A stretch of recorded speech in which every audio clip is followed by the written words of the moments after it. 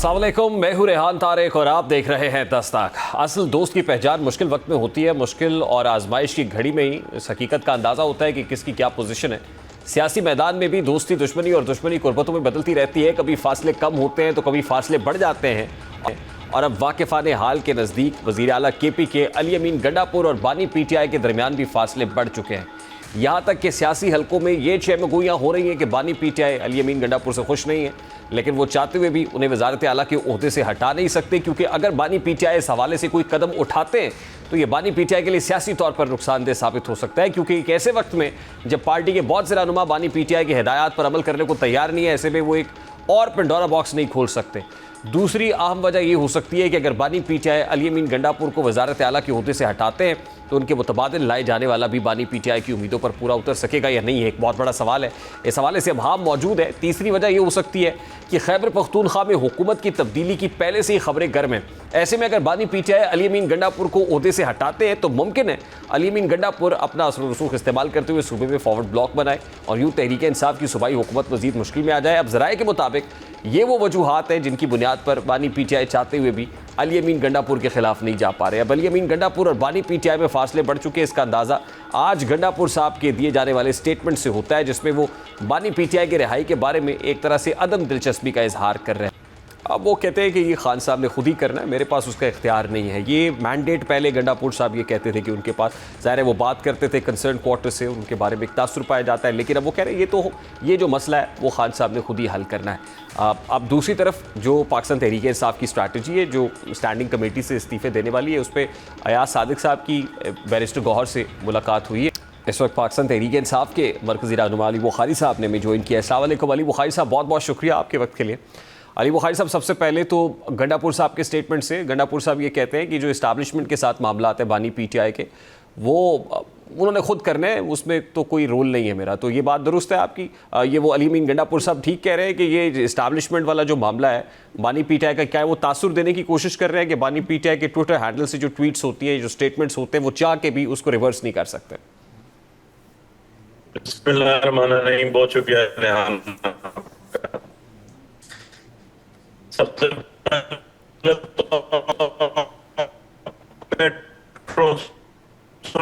तो मुझे ऐसा लगता है कि अब ये रह गया कि आपने कहना है कि PTI की सारी वजह से सारा सैलाब ही पाकिस्तान जो वन बाय वन सब जो बात कहते हैं कि कौन जाएगा कौन आएगा, इसलिए ये तो आपकी बात को मैं 100% इसको रिजेक्ट करता हूं और इसको नेगेटिव समझता हूं कि अगर कोई ऐसी बात है, और इसका सबूत मैं आपको दे देता हूं।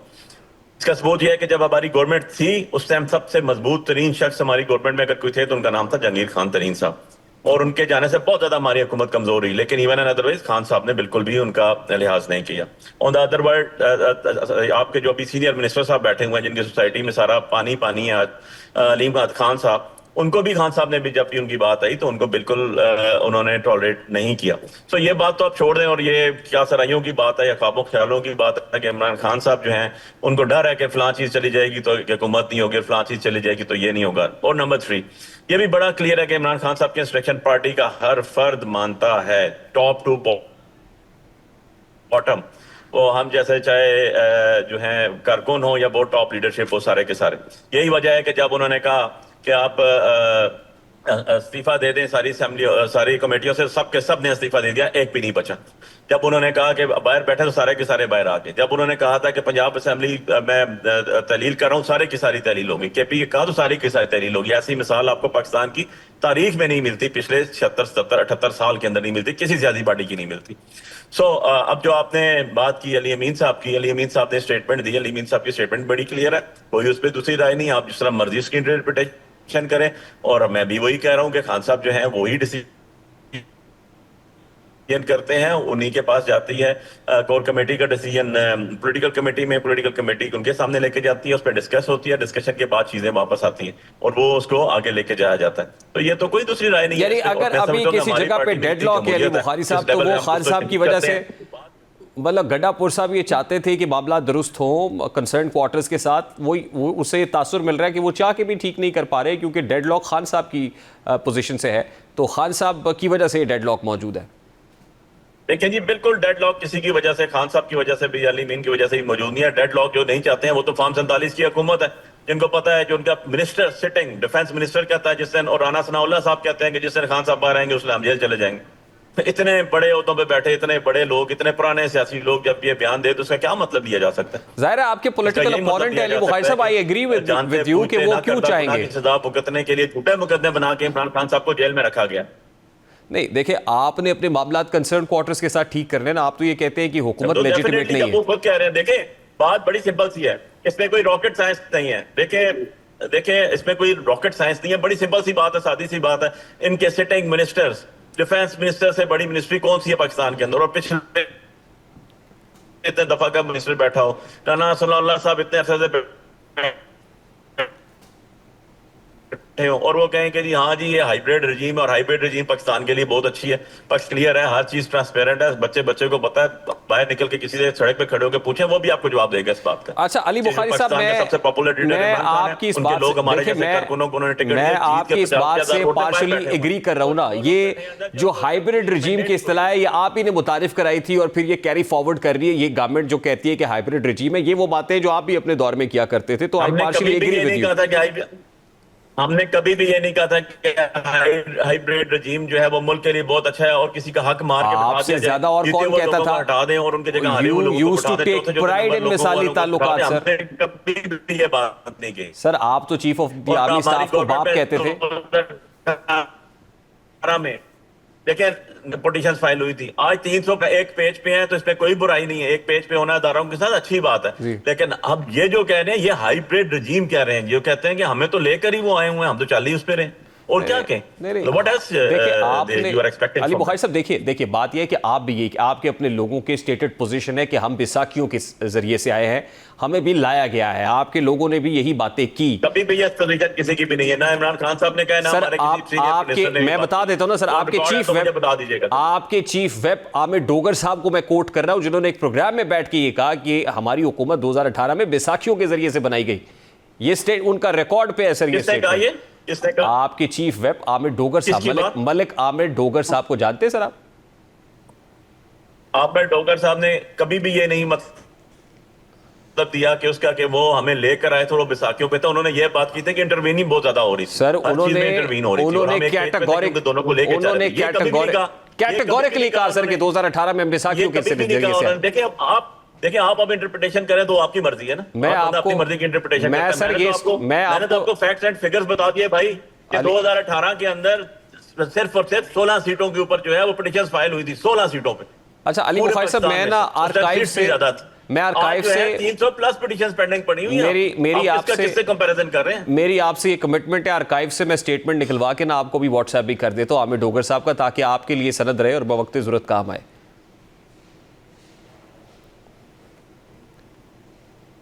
बिल्कुल भेजें जी, मैं भी देखना चाहता हूँ ना कि, और आप साथ मुझे ख्वाजा आसिफ साहब का भी भेजेंगे, राना सनाउल्लाह साहब को। वो तो माशाल्लाह आपकी अपनी सोशल मीडिया टीम बड़ी एक्टिव है, वो खुद निकाल लेगी, तो मैं उसको भी किसी सूरत जस्टिफाई नहीं कर रहा, वो भी अपनी जगह पे जो कर रहे हैं वो कल भुगतेंगे। हमें रिप्रेजेंट कर रही है ना आप, हमें वो तो हमें रिप्रेजेंट करिए कि मादत के साथ आप तो जो है वो होस्ट कर रहे हैं प्रोग्राम एक कॉमन जेस्चर के ऊपर, तो जाहिर है सर इस वक्त से भेजा हुआ मेरे लिए ज्यादा सर बात ये ना कि इस वक्त मेरे प्रोग्राम में तो कोई पाकिस्तान मुस्लिम लीग नून का बंदा कोई नहीं है, आप पीटीआई को रिप्रेजेंट कर रहे हैं, तो इसलिए जाहिर है यहाँ पे मतलब वन साइडेड भी नहीं होना चाहिए ना कि आप बिल्कुल ऐसी बात करते रहे। मेरा सवाल ये है सर कि अभी जो स्ट्रैटेजी आपकी होना चाहिए, इसीलिए तो मैं आपको एड्रेस कर रहा हूँ, आपके हर सवाल का जवाब दे रहा हूँ, इसीलिए कि आपको डिफरेंस ऑफ ओपिनियन आपका हक है और आपका हो भी सकता है, आपका अपने सोच हो सकती है, क्वेश्चन पुट करना आपका फर्ज है, जवाब देना मेरा फर्ज है। तो फैक्ट्स एंड फिगर्स बता रहा हूँ आपको। अच्छा आप जो कोड की वो मैंने जो पिटीशन की बात कोड की वो मैंने ऑन रिकॉर्ड है, चेक कर लीजिए कि आप 2018 की प्रोविंशियल नेशनल दोनों मिला के।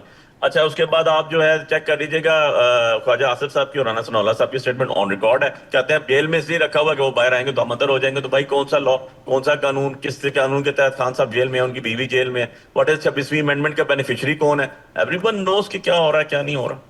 अच्छा राना सनाउल्लाह साहब ने तो ये भी कहा है कि जो कंडक्ट इस वक्त खान साहब का है, लगता नहीं कि 14 साल से पहले वो जेल से बाहर आएंगे, ये भी राना सनाउल्लाह साहब ने कहा है, आई एम श्योर आपने सुना होगा, देखा होगा। तो वो तो ये कह रहे हैं कि जो कंडक्ट है इसके साथ 14 साल अंदर रहेंगे आप। सर उनके कहने से क्या, उन्होंने तो जज अपनी मर्जी के लगा दिए, सारे के सारे वोट दे के जज आते हैं भाई आपके। आप नहीं, वो ये भी बात ये भी बात ठीक है, दुरुस्त है कि उनके कहने से क्या, तो आपके पास वोट देते हैं, वोट दे के लेके आते हैं। आपके पास सर स्ट्रैटेजी क्या है? देखिए आपने स्टैंडिंग कमेटी से इस्तीफे दे दिए हैं, अब नेक्स्ट स्टेप क्या होगा? मतलब बाहर यूं लगता है कि जैसे असेंबली बाहर लगी हुई है या बाहर इजलास हो रहे हैं, आप क्या पोस्ट कर रहे हैं? असेंबली जो है जो लोगों को रिप्रेजेंट कर रही है, देखें उसके अंदर ऑब्वियसली जी, देखें एक के असेंबली है जो लोगों को रिप्रेजेंट कर रही है, वो people of the people for the people and by the people government होती है, और आपकी रिप्रेजेंटेशन होती है लाखों लोगों को रिप्रेजेंट करके एक बंदा असेंबली में बैठा हुआ है कानून साजी करने के लिए। जब कानून साजी नहीं हो रही, जब आपके स्पीकर आपके जो कायदे अवान है, कायदे इस पे इख्तलाफ है, सेनेट के और कायदे इस पे इख्तलाफ है आपके नेशनल असेंबली को, उनको उठा के बाहर फेंक देते हैं विदाउट नोटिस। ईसीपी उनको जो है जो 90 दिन का टाइम होता है उसके बगैर ही सुबह जो है एक रात के विद इन नो टाइम आप उसको डिस्क्वालीफाई कर देते हैं। तो आप ये कौन सी प्रेसिडेंट्स बना रहे हैं, ये कौन सी नजीर बना रहे हैं, ये कौन सा लॉ फॉलो कर रहे हैं, कौन से कानून साजी होगी? तो ऐसी असेंबली जिसकी हालत ये रह गई है कि पहले ही वो बहुत ज्यादा मशकूक है, बहुत ज्यादा वो अंडर क्रिटिसिज्म है, जिसके पास जस्टिफिकेशन नहीं है, जो 50-50 हजार वोटों से हारे हुए लोगों को बैठा दिया गया, और उसके बाद वो जब इस तरह के इनिशिएटिव लेंगे तो ऑब्वियसली यार वो अंडर क्वेश्चन तो है ना। ठीक, तो आने वाले दिनों में तो खो चुके हैं। What should we expect now? आने वाले दिनों में नेशनल असेंबली और सेनेट से भी इस्तीफे देके बाहर आ जाएंगे आप? जी may be that is possible. Khan Sahab अगर कहते हैं, पॉलिटिकल कमेटी अप्रूव करती है इस चीज को, कोर कमेटी में मैं खुद मेंबर हूं, अप्रूव होता है, पॉलिटिकल कमेटी में होता है, खान साहब से डिस्कशन होती है, तो ये भी हो सकता है। अंडर कंसीडरेशन है ये? पहले भी हमने असेंबलियां छोड़ी हुई हैं, पहले भी हमने की हुई है, ये तो खान साहब का डिसीजन है ना, खान साहब बताएंगे। नहीं, मैं ये कह रहा हूं कि इस पे डेलिब्रेशंस हो रही हैं, अंडर कंसीडरेशन है कि नेशनल असेंबली और सेनेट से इस्तीफे दे दिए जाए?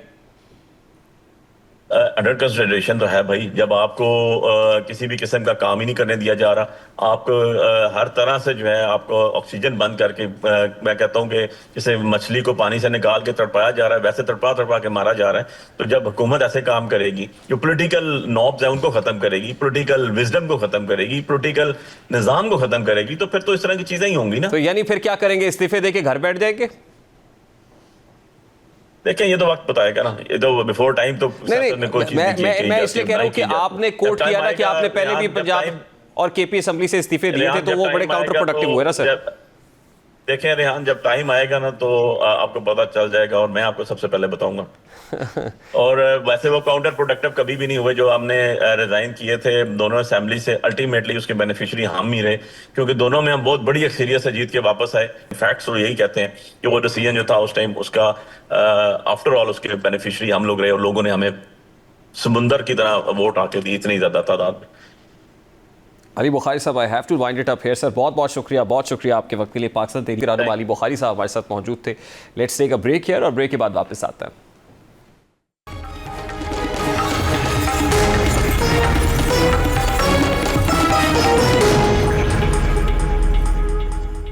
सैलाब की तबाहकारियां जारी हैं। हालिया बारिशों और भारत की जानिब से पानी छोड़ने के बाद दरियाओं में तुग़यानी ने खतरनाक शक्ल इख्तियार कर लिया। हुक्काम के मुताबिक ये हालिया तारीख का बदतरीन सैलाब करार दिया जा रहा है। अब तक 41 अफराद अपनी जानें गंवा चुके हैं, जबकि 3200 से ज़ायद देहात बराह रास्त मुतासर हो चुके हैं।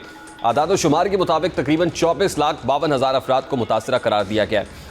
इस बड़े पैमाने की तबाही ने लोगों को बेघर कर दिया है, जबकि हज़ारों एकड़ पर खड़ी फसलें भी पानी में डूब गई हैं। दरियाए चिनाब का मुल्तान के करीब पहुंचने वाला खौफनाक रैला दर्जनों बस्तियों को अपनी लपेट में ले चुका है। दरिया के किनारे आबाद कई आबादियों को हंगामी तौर पर खाली करा लिया गया है। तरेमू पर इंतहाई ऊंचे दर्जे का सैलाब रिकॉर्ड किया जा रहा है, और जतोई में लोग अपनी मदद आप के तहत महफूज मकामात पर मुंतकिल हो रहे हैं। इस वक्त मुल्तान में सिचुएशन क्या है, हमारे रिपोर्टर वहाँ पर मौजूद है, उनसे करेंगे। अस्सलाम वालेकुम, बहुत शुक्रिया। ये बताइएगा कि इस वक्त मुल्तान में एग्जैक्टली सिचुएशन क्या है, मतलब वहाँ कितने ऊंचे दर्जे का सैलाब देखने में आ रहा है, और फिर रिलीफ एंड रेस्क्यू ऑपरेशन से मुताल्लिक क्या अपडेट है? जी वालेकुम सलाम रिहान, ऐसा है कि यहाँ पे मुल्तान में भी पानी जो है वो मुसलसल बढ़ रहा है। मैं इस वक्त जहाँ मौजूद हूँ, ये हेड मोहम्मद वाला का मकाम है, और यहाँ मुल्तान का अकबरपुर बंद जो है वो बनाया गया है। ये एक बड़ा ही तवील बंद है जो मुख्तलिफ इलाकों को कवर करता है। कल ही मुल्तान में ये पानी टकरा गया था और इसकी सतह मुसलसल बुलंद हो रही है। हम जहाँ मौजूद हैं हमारे साथ चंद मीटर के फासले पर ही एक महकमा आपाशी की पानी में गेज लगी हुई है। उसके मुताबिक अगर हम पानी की सतह की बात करें तो मुल्तान में इस वक्त वो पानी जो है वो 410 फीट तक पहुँच चुका है। सतह समंदर से ये बुलंद है, लेकिन अगर ये बढ़कर 417 तक जाता है तो मुल्तान की इंतज़ामिया को बड़े फैसले करने पड़ सकते हैं। जबकि दूसरी जानब हेड त्रीमू की बात करें तो 4.25 लाख के करीब का रेला जो है वो वहाँ से पानी गुजर रहा है। वो एक कंट्रोल सिचुएशन है, लेकिन जैसे ही दूसरे दरियाओं का पानी भी शामिल हो रहा है, आने वाला जो 24 घंटे हैं वो अहम हो सकते हैं। रेला जो है वो सुस्त रवि का शिकार है, लेकिन जैसे ही दूसरों का पानी शामिल होकर त्रीमू तक पहुँचता है, अगर ये 7 लाख 8 लाख तक पहुँचता है तो ये ख़तरनाक सूरत हाल हो सकती है। और उसके लिए इंतज़ामिया ने भी मुकम्मल तैयारी कर रखी है। ब्रीचिंग पॉइंट्स बनाए गए हैं, शेरशाह रोड पर भी ब्रीचिंग पॉइंट बनाए गए हैं। जहाँ मैं इस वक्त मौजूद हूँ, यहाँ से चंद किलोमीटर के फासले पर भी ब्रीचिंग पॉइंट बनाया गया है, और लेकिन यहाँ पे अभी फैसला नहीं किया गया उसको करने का, क्योंकि अभी पानी की सतह जो है वो कंट्रोल्ड है। लेकिन जैसे ही अगर बढ़ती है, ख़तरनाक हद तक जाती है, तो इंतज़ामिया का कहना है कि हमारी तकनीकी टीम बड़ा जायज़ा ले रही है गहराई से, और उसके मुताबिक जो है वो हम फैसला करेंगे कि ब्रीचिंग पॉइंट्स उड़ाने या नहीं उड़ाने। जबकि दूसरी जानब बात करें रेस्क्यू इंतज़ामात के हवाले से तो मुल्तान डिवीज़न की बात करें तो 5.5 लाख के करीब मुतासरीन हैं जिनको रेस्क्यू कर लिया गया है। जबकि ये चूँकि सारे देहाती इलाके हैं तो उनके माल मवेशी बड़े अहम हैं। 5 लाख के करीब जानवर भी हैं जिनको रेस्क्यू किया गया है। जबकि मुख्तलिफ इदारे जिसमें पैरा फोर्स है, पुलिस है, रेस्क्यू एहलकार हैं, ये तमाम लोग बस्तियों में दाखिल हुए हैं, और वो बस्तियां जहां अभी पानी नहीं पहुंच सकता है उनको भी इनखला करवाया जा रहा है। लेकिन कल ही जो वो बस्तियां जो हाई अलर्ट पे थीं उनको खाली करवा लिया गया था। मुल्तान में अभी कोई फसलों का नुकसान तो वाज़ेह तौर पर देखने में आ रहा है, क्योंकि मुल्तान में तिल की फसल थी, मकई की फसल थी, धान की थी, गन्ना काश्त किया हुआ था। वो जितनी भी एकड़ यहाँ पे हज़ारों एकड़ जो लोगों ने काश्त किए हुए थे वो मुकम्मल तौर पर बह गए हैं, और पानी कई फुट जो है वो बुलंद होता जा रहा है। तो शहरियों का एक तरफ ये जो ज़मीनी तौर पर नुकसान हुआ है वो एक तरफ है, लेकिन दूसरी जानब जानी नुकसान अभी मुल्तान में रिपोर्ट नहीं हुआ। अच्छा शकील, वो लोग जिनको रेस्क्यू किया गया है, ये ज़ाहिर है डिस्प्लेस्ड लोग हैं, YDPs बन के रह गए हैं अपनी जगह पे। अब ये इनके लिए क्या इकदाम किए गए, इनको कहाँ पे रखा गया है, इनकी खुराक, इनके लिए अद्वियात के हवाले से क्या इंतजाम देखने में आ रहे हैं? जी ऐसा ही है। मुल्तान में चूँकि मुतासरीन की तादाद जैसे ही पानी यहाँ पहुँचा बहुत ज़्यादा बढ़ गई है। उससे पहले भी कैंप्स कायम किए गए थे। मुल्तान में इस वक्त डिवीज़न की बात करें तो 90 कैंप्स कायम किए गए हैं, और इन कैंप्स में तमाम तर सहूलियात जो हैं वो दी जा रही हैं। ख़ास तौर पर इसमें खाने पीने की जो सहूलियात हैं वो मुकम्मल कर दी गई हैं, खाना पीना भी दिया जा रहा है। जबकि जिनके माल मवेशी हैं उनके लिए चारा वंडा ये चीज़ें भी दी गई हैं। जबकि ये चूँकि पानी है और सारे लोग खैमों में सो रहे हैं, देहाती इलाके हैं, तो सांप वगैरह इन दिनों निकलते हैं और इस बाकी दीगर चीज़ें भी काट सकती हैं। तो उसके लिए वैक्सीन भी तमाम कैंप्स में जो है वो वैक्सीन भी पहुंचा दी गई हैं, और जिनकी बार बार जो है वो कमिश्नर जो हैं वो हर कैंप पर पहुंचकर निगरानी भी कर रहे हैं, चेक भी कर रहे हैं, ताकि हर किस्म की अद्वियात भी मौजूद हों। शहरियों का रोज़ाना की बुनियाद पर चेकअप भी किया जा रहा है ताकि किसी की भी सेहत बिगड़े तो उसे फौरी ट्रीटमेंट दिया जा सके। जबकि कैंप्स में 3 वक्त का खाना भी दिया जा रहा है, और वहाँ पर जितने भी मुतलका इदारे हैं जो शहरियों के लिए ज़रूरी हो सकते हैं वो तमाम इदारे कैंप्स पर मौजूद हैं। कैंप्स पहले कम थे क्योंकि मुतासिर उस तरह बाहर नहीं आ रहे थे। जैसे ही पानी यहाँ तक पहुँचा तो कैंप्स की तादाद भी बढ़ाई गई है। इस वक्त डिवीज़न में 90 कैंप्स काम कर रहे हैं, और हर कैंप में बहुत ज़्यादा खैमे जो हैं वो लगाए गए हैं, और खैमों में लाइट का इंतज़ाम भी किया गया है ताकि शहरियों के लिए वहाँ पर रात को सोना आसान हो सके। उसके साथ बच्चे भी हैं, औरतें भी हैं, उनके लिए वाशरूम्स भी बनाए गए हैं। जबकि कई जगह पर स्कूल्स को भी यूटिलाइज़ किया गया है ताकि लोग जो हैं वो स्कूल्स में भी सो सकें, महफूज इमारतों में सो सकें। तो इस वक्त जितने भी मुतासरीन हैं उनको इंतज़ामी की जानब से मुकम्मल तौर पर तमाम तर सहूलियात दी जा रही है। लेकिन अक्सर जगहों पे देखने में आता है कि लोग घर छोड़ने को तैयार नहीं हैं काफ़ी जगहों पे, तो वहाँ पे भी इंतज़ामी काम कर रही है, उनको भी राज़ी कर रही है कि इससे पहले कि पानी आए बाहर आएँ, आप कैंप में शिफ्ट हो जाएँ ताकि आपकी हर तरह से हम तो कितनी बड़ी तादाद में और लोग हैं जिनका इनखला भी होना है, या इंतज़ामिया कोशिश कर रही है कि इनको भी वहाँ खैमों में पहुँचाया जाए? फिर ज़ाहिर है मज़ीद खैमे रिक्वायर्ड होंगे, कितनी जगह चाहिए होगी,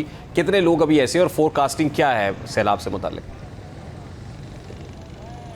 इस वक्त चूँकि पानी अब तेज़ी से बढ़ रहा है, बस्तियों में दाखिल हो रहा है। हमने कल शाम जब हम फील्ड में थे और आज शाम जब हम फील्ड में थे, हमें वाज़िया तौर पर फ़र्क नज़र आया है। कल चूँकि अभी पानी एंटर हो रहा था बस्तियों में, तो काफ़ी जगहों पे ऐसी भी जगह थी, ऐसे मकामात थे जहाँ पानी एंटर हो चुका था, लेकिन लोग अभी भी घरों के बाहर खड़े थे।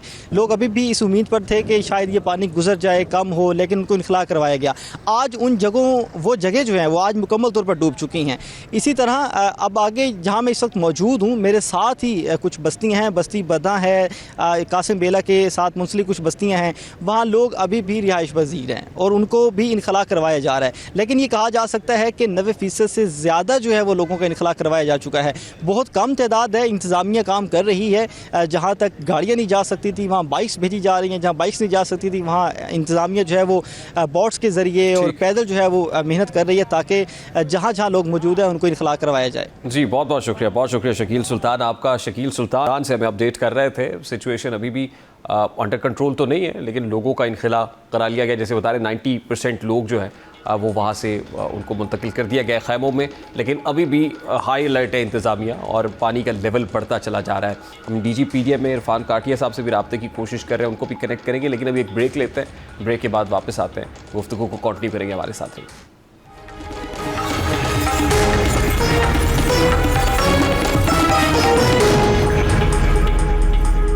वज़ीर-ए-आज़म शहबाज शरीफ और चीन के सदर शी जिनपिंग की बीजिंग में होने वाली मुलाकात पाकिस्तान और चीन के ताल्लुकात के तसलसल में एक नहायत अहम संगे मील की हैसियत रखती है। ये मुलाकात ऐसे वक्त में हुई है जब पाकिस्तान शदीद माशी दबाव और इलाकाई चैलेंजेस का सामना कर रहा है। माशी पहलू से देखा जाए तो इस मुलाकात का सबसे नुमाया पहलू चीन की जानिब से पाकिस्तान को हर शोबे में ताउन की यकीन दहानी है, खासतौर पर ऐसे वक्त में जब पाकिस्तान को मुआशी बहाली के लिए भारी सरमायाकारी और इंफ्रास्ट्रक्चर की ज़रूरत है। CPEC का दूसरा मरहला, जिसमें 5 मजीद राहदारियों का इजाफा किया जा रहा है, पाकिस्तान के लिए न सिर्फ तवानाई और ट्रांसपोर्ट के मनसूबे लाएगा, बल्कि ज़राअत, सनत और डिजिटल मईशत जैसे नए शोबों में भी ताउन का दरवाज़ा खुलेगा। माहिरीन के नज़दीक ये पेशरफ्त पाकिस्तान के तरक्याती एजेंडे को बराह रास्त तकवीत देगी और रोज़गार के नए मौके पैदा करेगी। ये मुलाकात स्ट्रेटेजिक एतबार से भी बड़ी अहमियत की हामिल है, क्योंकि चीन ने एक बार फिर पाकिस्तान की इलाकाई सालमियत और खुदमुख्तारी के लिए अपनी गैर मुतज़लज़ल हिमायत का यकीन दिलाया है।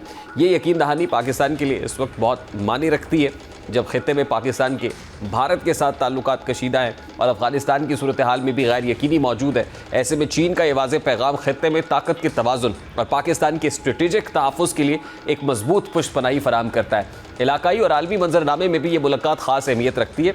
इस मुलाकात का एक और पहलू पाकिस्तान के दाखिली, सियासी और माशी हालात के तनाजुर में देखा जाना चाहिए। पाकिस्तान को इस वक्त सरमायाकारी, बरामदात में इजाफे और इंफ्रास्ट्रक्चर के लिए भारी वसाइल की ज़रूरत है। ऐसे में चीन की तरफ से ताउन की यकीन दहानी और CPEC के दूसरे मरहले में शमूलियत पाकिस्तान के लिए एक बड़ा सहारा है। ये ताउन न सिर्फ कलील मुद्दती माशी दबाव को कम करेगा, बल्कि तवील मुद्दती तरक्की के अहदाफ को भी हासिल करने में मददगार साबित होगा। दूसरी जानिब ये मुलाकात पाकिस्तान और चीन के ताल्लुकात के पस मंज़र में गैर मामूली अहमियत इसलिए भी रखती है क्योंकि चीन और पाकिस्तान खित्ते में भारत के बढ़ते हुए असर व रसूख को तवाज़ुन में रखने के लिए अपने ताल्लुकात को मज़ीद गहरा कर रहे हैं। चीन की जानिब से CPEC के दूसरे मरहले पर जोर देना भी भारत के लिए एक बिलवास्ता पैगाम है, क्योंकि भारत इस मनसूबे की मुखालिफत करता रहा है। भारत का मौक़िफ़ है कि CPEC का कुछ हिस्सा मुतनाज़ा इलाके से गुजरता है, लेकिन पाकिस्तान और चीन इस मनसूबे को अपनी इक़्तिसादी शराकत दारी का सुतून समझते हैं।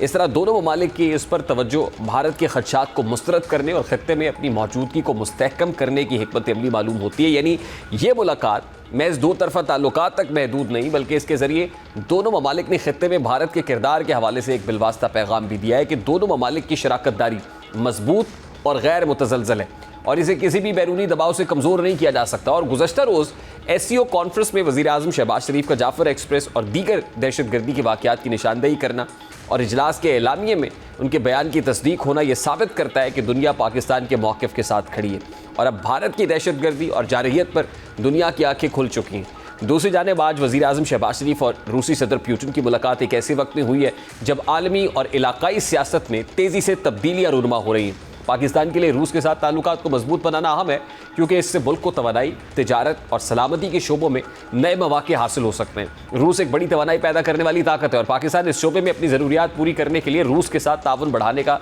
ख्वाहिशमंद है। इस तनाजुर में यह मुलाकात मुस्तक़बिल में तवानाई माहिदों और तिजारती इम्कानात के लिए राह हमवार कर सकती है।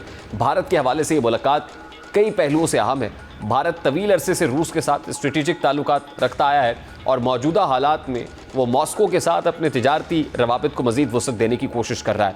ऐसे में पाकिस्तान और रूस की ये आला सतही मुलाकात भारत के लिए एक वाज़ेह पैगाम है कि खित्ते में पाकिस्तान को नज़रअंदाज नहीं किया जा सकता। ये मुलाकात भारत के इस तासुर को भी कमज़ोर करती है कि रूस सिर्फ उसका करीबी शराकतदार है। पाकिस्तान ने इशारा दिया है कि वो आलमी सियासत में मुतवाज़न सफारतकारी इख्तियार कर रहा है और किसी एक मुल्क पर इन्हिसार करने की बजाय अपनी शराकतदारों को वसी कर रहा है। पाकिस्तान की चीन के साथ गहरी स्ट्रेटेजिक शराकतदारी और रूस के साथ बढ़ते ताल्लुकात दोनों मिलकर भारत के लिए खित्ते में एक नई सफारती हकीकत को उजागर करते हैं। यानी ये कहा जा सकता है कि शहबाज शरीफ और पुतिन की मुलाकात न सिर्फ पाकिस्तान के इक्तिसादी और तवानाई मफादात के लिए अहम है, बल्कि इसके ज़रिए भारत को ये बिलवास्ता पैगाम भी दिया गया है कि पाकिस्तान खित्ते में एक अहम खिलाड़ी है जो बड़े ताकतवर ममालिक के साथ बराह रास्त ताल्लुकात कायम करने की सलाहियत भी रखता है। अब एक ब्रेक लेंगे, ब्रेक के बाद वापस आएंगे। माशी महाज पर किन चैलेंजेस का एक बड़े चैलेंज का जिक्र करेंगे। इस ब्रेक के बाद हमारे साथ रहिए।